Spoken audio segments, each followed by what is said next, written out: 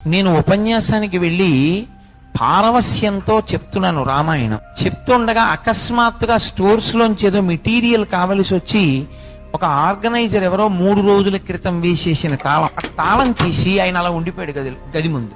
3 రోజుల క్రితం తాళం వేసేసినటువంటి గదిలో ఒక పెద్ద కోతి ఇంత పెద్ద తిలకం బొట్టు పెట్టుకుని అది కూర్చుని రామాయణం వింటోంది. అది తలుపు తీశాక కూడా అది గమనించలేదు, అది అలాగే వింటోంది. అతను తలుపులు తీసి స్టన్ అయిపోయి అలా ఉండిపోయాడు. మీరు చెప్తే నమ్మరు, అది ఎంత కోతో తెలుసా అండి? అటువంటి కోతిని నేను కూడా చూడలేదు. నా భార్య కూడా ఉంది ఆ రోజున సభలో.